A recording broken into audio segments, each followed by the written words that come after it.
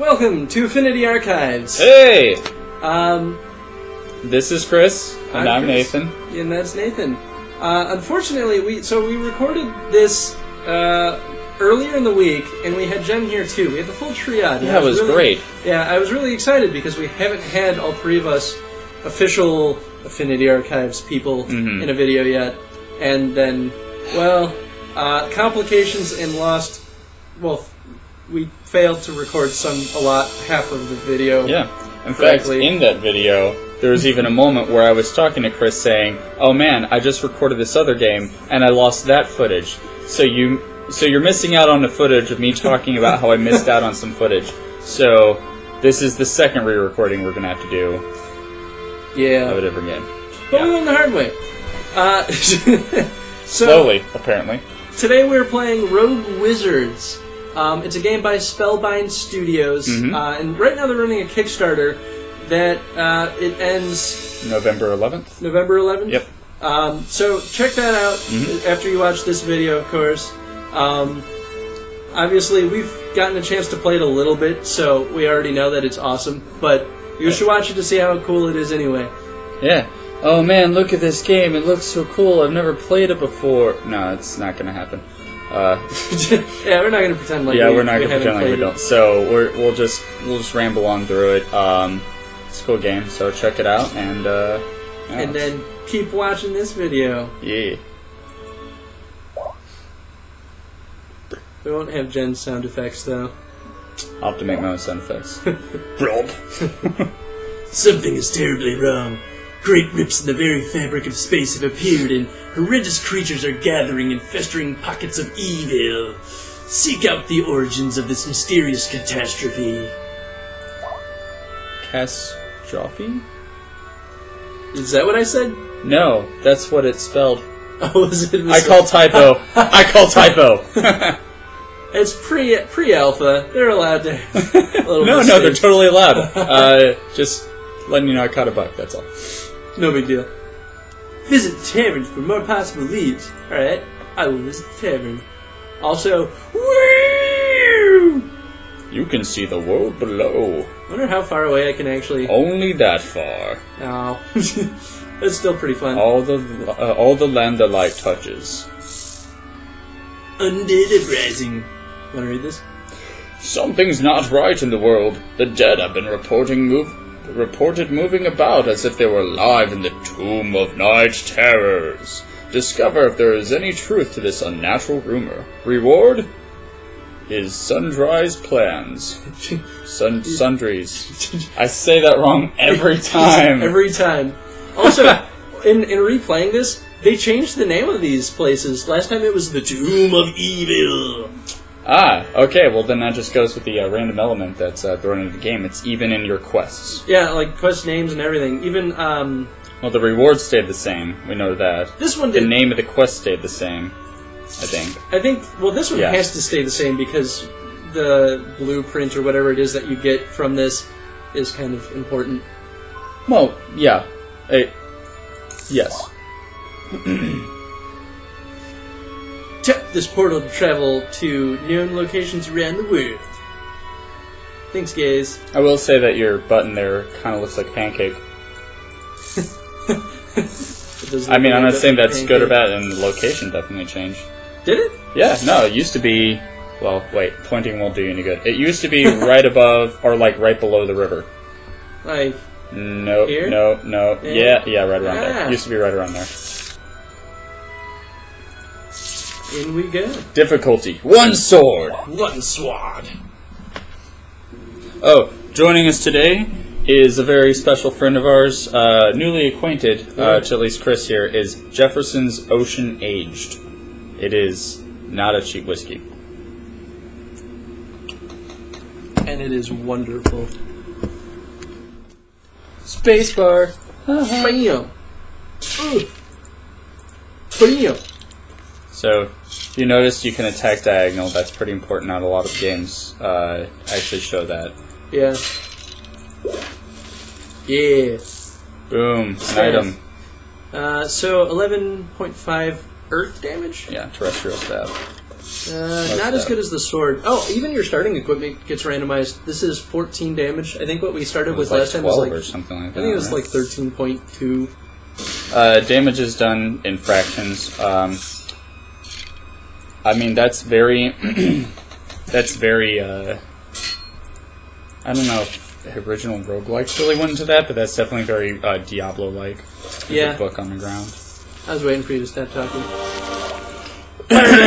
So this game is actually pretty cool because there's a lot of different types of spells. And they might make it easy for you to get a lot of spells early on, just so that, or at least in the pre-alpha, so we can get a feel for what they're all like. But it's pretty impressive. And hence the name Rogue Wizards, so yeah, magic is an important part of the game. This basically explains it. Your spellbook holds all the spells that you've learned. Drag and drop a spell onto the shortcut bar so that you can quickly equip and cast them during combat. So we can just drag them on here. When we get more, we can pull them on here if we remove them for whatever reason. Break into barrels. Alright, so this room is done. Dunzo. It's on the Dunzo left. Go to the left. Left. Did you start with the... I immediately, right off the bat, got two spells. I got the... I think they always make sure you get the fire one first. But this is Cosmic. And you can just banish things into... You have a percentage chance to do it. Yeah. That's pretty cool. You immediately got the banish one? Yeah, it's totally random. Last time we did the fireball, and it took us like more than half the dungeon to even pick up anything. I did a playthrough where I ended the game, the pre-alpha demo, with two spells. That's crazy. But I leveled up the other ones. It was pretty cool. The important thing, though, design-wise, the thing that makes this spell cool is that the enemies still drop loot. If they just banished them totally and removed any loot, it probably would dissuade most players from even using the spell. Oh, most definitely. Loot is like, it's the name of the game, basically. It's not the name of the game, but it's important. It's how you get stuff. Yeah, see, it didn't work that time. Boom. Fire's more fun anyway. I like how you flip the sword when you grab it out. Yeah. I will say, even though I hate bone animations, these have a lot of personality. I should have used Fireball on that guy. Oh, it's okay. Bonk. So, one thing you'll notice is that the... Ooh, nice. We got a shot from already? Already. That's really weak, but hey. Well, most ranged equipment's pretty weak to begin with. You know, it's just enough to where I bet you if you hit an enemy twice, then you can finish them off with the sword. Yeah. Because you notice, like, they keep, like, being down to about a fourth of their health after you hit them. So you'll notice that the screen is expanding and actually moving with the player, rather. So as you move forward, the walls around you move with you, and then it drops off from what's behind you. And at first I was discussing how that's kind of like Bastion, how it's cool, but in Bastion it was done thematically. It was done to represent the fact that the world has been broken apart, and that you're experiencing it, and it's part of the story. In this one, it's very much to add to the element of it being a roguelike. As you move forward, the dark, creepy dungeon is being revealed to you. So that creature that just showed up, he couldn't see it just a second ago until he moved a space forward. Mm-hmm. And that actually is important design-wise for a few reasons. One is for ranged weapons. If you could see a creature, 15 spaces ahead, you would be using ranged weapons. Yeah. And traditional roguelikes... I've never run out of keys before. Oh man, you got no keys. No damage can be weak sauce too. It's better than Chakra, but it doesn't bounce off things. Sorry, I didn't mean to interrupt what you were saying. In traditional roguelikes, the way that they actually balanced out ranged weapons is that they had a lot of tight corners. There are a lot of hallways, a lot of walls and stuff blocking your path. And this one, since it's a grid-based game and it's so wide, which is smart play in my opinion, you got your key. Yeah. Ooh, Amma. Oh yeah, magical sword. Shaboom. Wow, nice. In the last game that I played, I got a, it was like beyond legendary. It was what it was called? It was like godly or something. What level was it? I think it was max. Like 6? 7 or something. It goes 1 to 6, so it went above the ranking? It changes per equipment, because you can level up equipment. That's crazy. Okay, so Chakram, we didn't realize this at first, but the Chakram is really cool because you can hit multiple targets. It generally tends to be weaker than your other weapons, but... Sad day.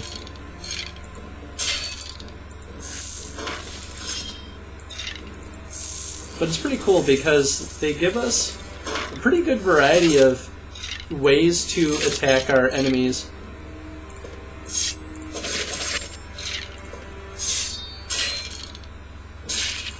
I would have backed up there.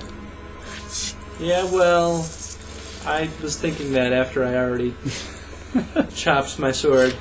So, yeah, I guess that's about it. The world expands as you move forward, and that has actually multiple balancing purposes. If you've ever played a lot of tactical games, or grid-based tactical games, or even tried to make one, why did you shoot it? I was paying attention more to you than the game. Or if you've ever tried to make a tactical grid-based game, one of the hardest things is actually how the board works. That is one of the hardest things to decide. Yeah. Fireballs. Probably good. Fireballs. Yeah. He's level 1. Yeah, I mean, he still is a boss, but yeah. Can you banish him? I don't think so. I think I did try that, though. Want to read that? It's true. The undead were walking about us as if they were alive. I'm not sure what this means for us, but it can't be good. Pancakes. Pancakes. Oh man, magical shark. Loot. Ooh. Bam. Throw the rest of this out of the water. Oh yeah. You got a staff. What's it do? Wands are probably the most powerful thing in the game. Oh yeah, hands down. They simulate magical attacks, but they're way stronger. Wow, the shield that I have is pretty good. The cool thing about the wands, though, is that they have a number of charges, so you can exhaust it and then it's worthless. Kaput. Although we did find one wand that after so many rounds or whatever, it actually got its charges back, or got like a charge back. Yeah, you'd be surprised though at how long it takes to go through. I think it was like 800 rounds. No, it was 88. Was it 88? It was 88. Okay. That's still a lot. That takes a while, more than you'd realize. You didn't go left. In there? Well, there was no room in there. Oh, I see. Yeah, I see.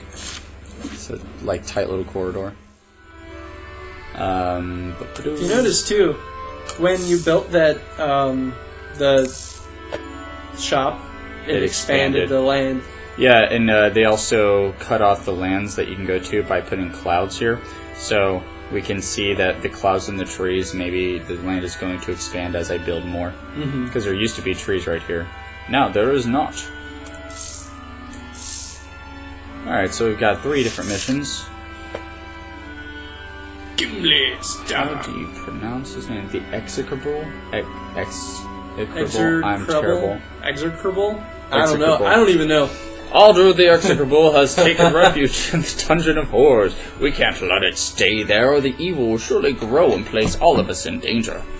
I accept. Every time you say horrors, it sounds like a horrors. I know. Horrors. That's why last time we did that, I was like, Tomb of Horrors with the Terrors. Oh wow, we started in a room with the potion brewing. So we didn't actually get to see this last time, so for Bushaboom. Okay. So materials can be mixed to craft items or mixed together to create other materials. Woo-hoo! So basically, to make an elixir of life, I can combine these 4 things. Of course, I don't have any of these schmears here, so none of that. And I can make more Crimson Ash by using these. So basically, if I came here and I was like, oh man, I need some more of these, well, I can make some more of those. Is basically the gist of it. Right now, it's just elixirs and other items to use for your spells. Yeah. So, actually, wait, there was one thing I wanted to check in there that I didn't before. This requires 2, this requires 2. Okay. I wanted to see if they weighted their pieces different. Yeah. But it doesn't seem they do. It seems that they're... I feel like they're all pretty equally balanced as far as the spells go between each other. For now. Until you have like a 70% chance to banish something. That's true. Ah! That's an altar. Oh, nice. I was going to say that it looks like a golem, but if you think it's an altar... This is why you can't have nice things. Bring it on! I'll destroy all of the barrels. Oh boy. Nope. Ow. You might want to use a potion. No, I got this. You should probably still use a potion. I got this. Nope. So, I found out something the other day. What's that? Is that... That I just learned sky magic? Boom!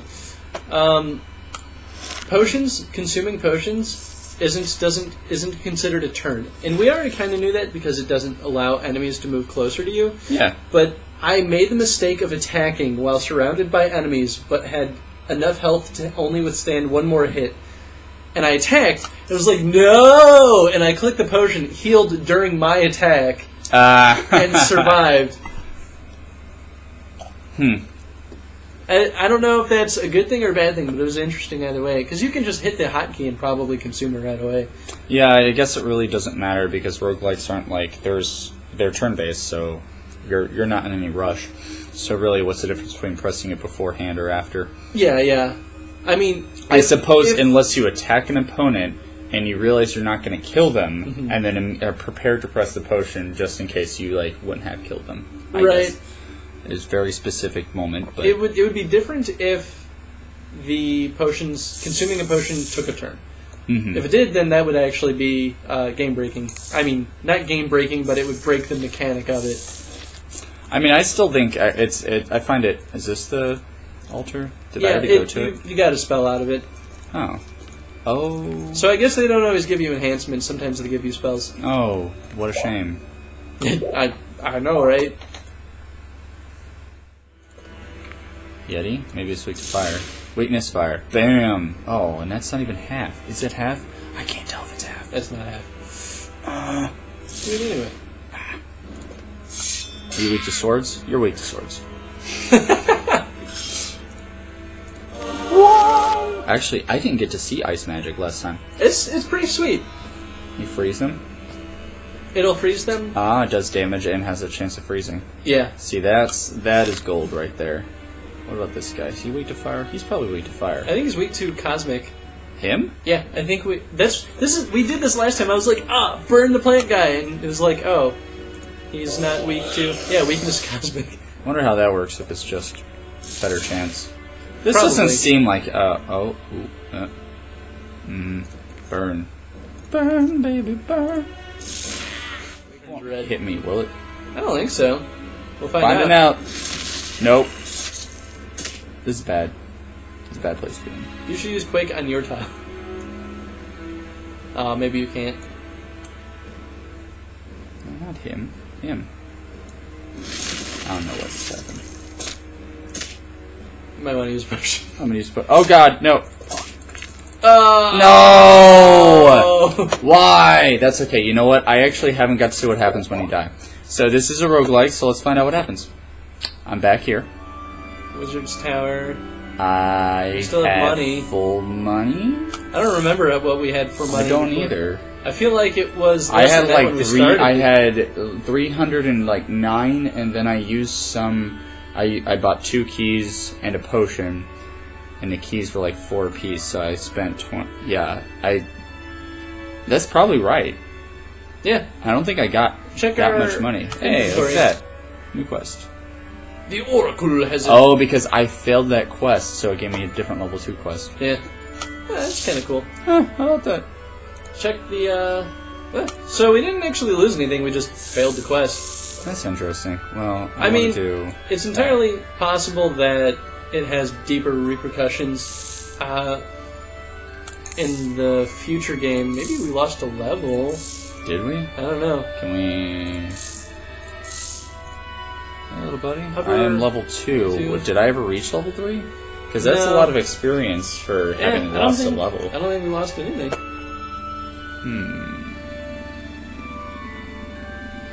Good? I don't trust it.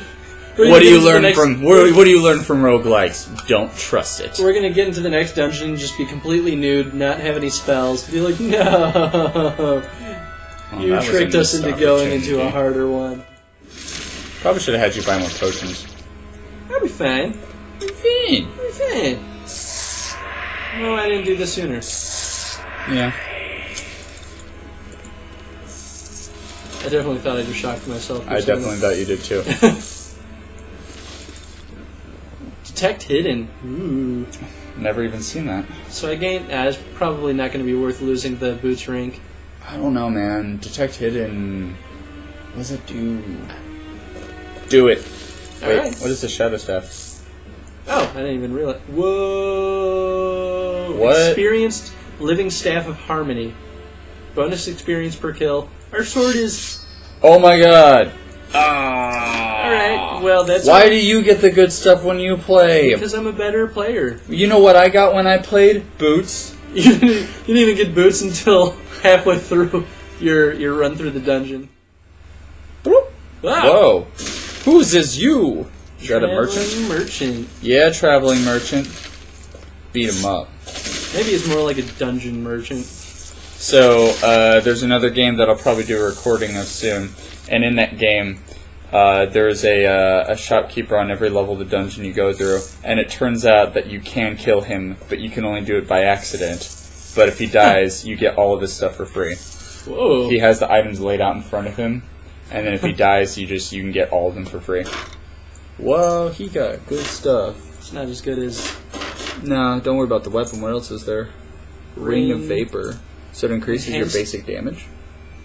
Yeah. And defense. Look at that. This increases damage too. Wow.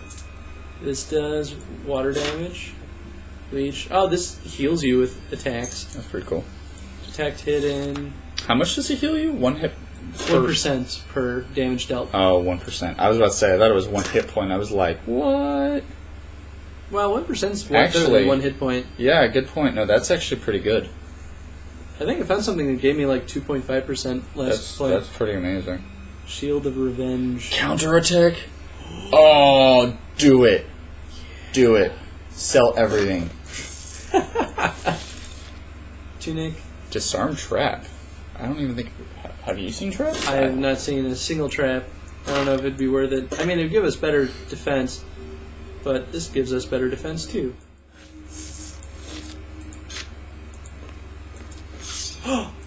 A friend! What? Don't let him die. I got this. Come here, guy. Let me talk to you. You got my back? I got yours, okay? Pancakes? Okay. I don't know what that means, guy, but I'm gonna follow you. Oh, this is awesome. Oh, I really like this. Yeah, right? Isn't this cool? I don't know if he follows you into other dungeons, though. Oh, you got yourself a wizard. Well, another wizard.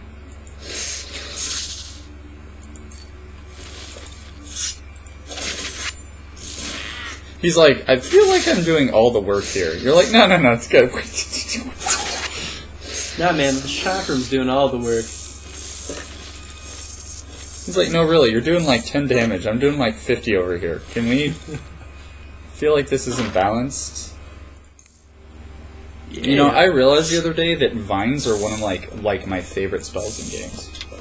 Vines? Yeah, because they always never do enough damage, but it's a utility, and I like being tricky in games. I like feeling intelligent when I play. Yeah, that's fair. Fire magic. Man, of course. And then you re-equip the fireball. Right? I think this guy's weak to nature. Wow. Yeah. Magic guy, get away. This is satisfying. No joke. Aw, you failed. Why are you going forward? You're wearing robes. God, you suck. Wow. Be better. No, he's gonna die. Don't let him die. Does he have health? Probably. I'm just gonna go ahead and do this. Now I can get rid of this. So you can't even sell it for a value? I can sell it for 1. That's funny. Not really worth keeping. I wonder if there's a way later to actually recharge that. Like, in a magical tower or something. Might be. You know, at home, for instance. Yeah, actually. That is a good question. Would I even pick up this? That's crap. Get out of here. The one major point that I'm still not sure how I feel about is that you can switch weapons on a whim without an action. Yeah. And I feel... It makes it easy. It makes it really easy, and I'm not sure if that's unfair, or like if it's imbalancing, or if it's fine. I mean, it means that other parts of the game need to be more difficult in order for it to... Yeah. To not... And I mean, I already died, so it's not like you can't, die. It's not like it's so imbalancing that you're never going to fall. It's just like... Yeah, I don't know. More traditional roguelikes definitely make that a lot more difficult and penalize you for changing weapons during combat. Definitely. Or even if they only switched it between, instead of having 8 at your disposal, if you only had like 4, and then making those quick, because, when you run into an enemy, when you run into a dungeon where there's 5 different enemies and you can only equip 4 items, and one of them is, one of those creatures happens to be weak against the item you're not equipping, you're going to have to sacrifice an action to equip that. Right. So maybe the first, 4 slots would be quick access, while the other 4 slots would be something else. I don't know. That is a very satisfying sound. What? I'm gonna do that. Just in case. Hey, your health bar's full again. Ah, he finished off a guy. Cauldron. Ooh. So, I didn't realize we could pick up blueprints in here. That's pretty sweet.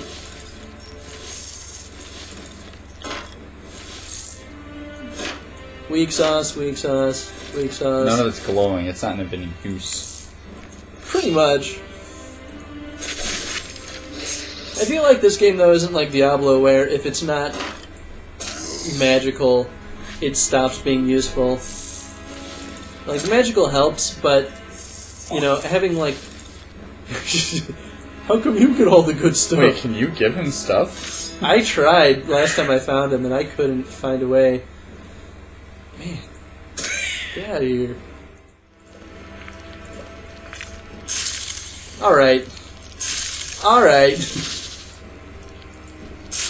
I like how it technically missed him, but he's still on fire. Where's he gonna move now? Oh! You stupid!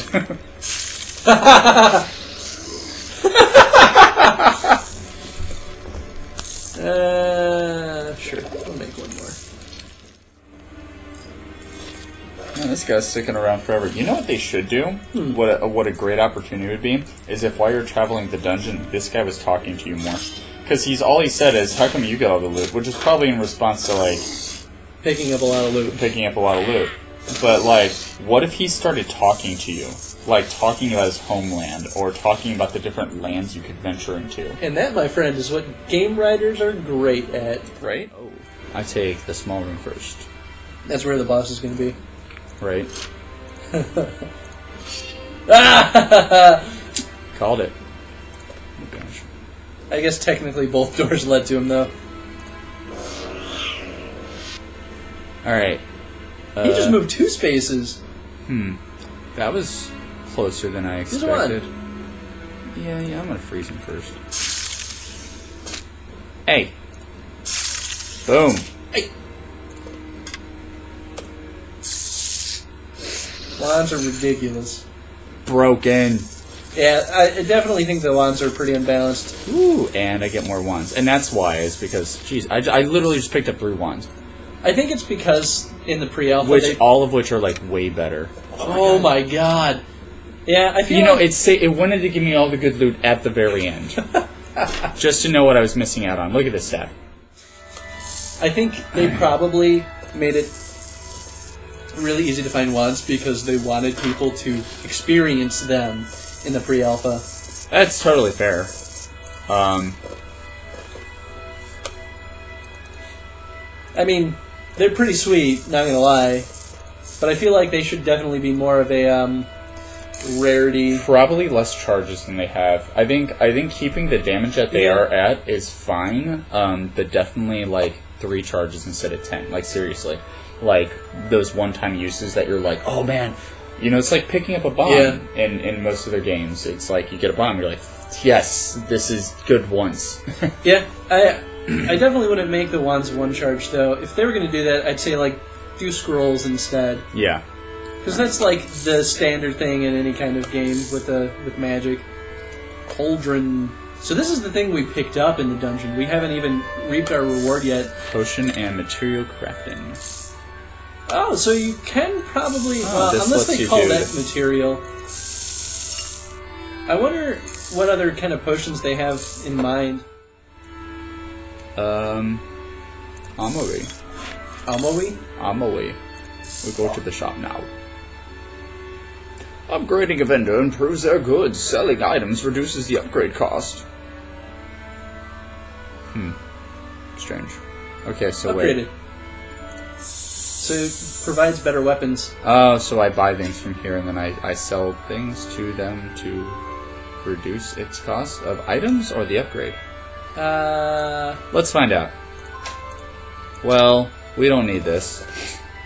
Oh, I sold it. Now to upgrade it. Holy cow. Wow. Boom. Alright, wait, this is $6.98, so let's see. Wow. Oh, so you get like $6.98, 12, 3, 3... Yeah, it like doubles the amount that you get value-wise if you just sell it. That's pretty crazy. Yeah, no joke, man. Boom. You can have this. This only 74. That's stupid.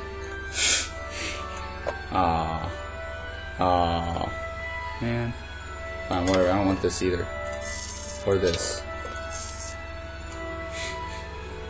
So wait, am I getting... Look at my money. Wait. Gotta click cancel. Okay, 220 and then 1852. I'm getting some money. 220. Yeah, I got full money, and I'm getting the upgrade at the same time. So you're getting both. But if I just went to the shop and just sold it regularly, I would just get the money back and no extra benefits. So there's basically no reason to sell it at the other shop right now. Right now, yeah. So that's something I would look at. Is just obviously sell things at the armory. I suppose there's the chance that the other shop would have an upgrade feature too that's just not there yet because they don't have anything to upgrade the current items in there too. Yeah. But you know, who knows? Okay, and so. That's fine. We go to the portal. We go to travel. Thanks for playing, Rogue Wizards. Pre-alpha demo. Woo! Last time we recorded this, also, it was funny. We were like, "Man, it's getting late. This is tired. Let's not play another level. We'll make part 2." And then literally, Chris picked it up. Yeah, I picked it up and I played through it, and all we needed to do was click this just to find out that we had actually finished it. And it was like, oh, I guess there wouldn't have been a part 2 anyway. But so, what do you think as far as a roguelike goes? Like, it's easy roguelike. It's much more forgiving than your standard roguelike. Definitely. But that's pretty normal. That's like the modern roguelike nowadays. I don't know if I would call it roguelike or roguelite. I was thinking about this, and I think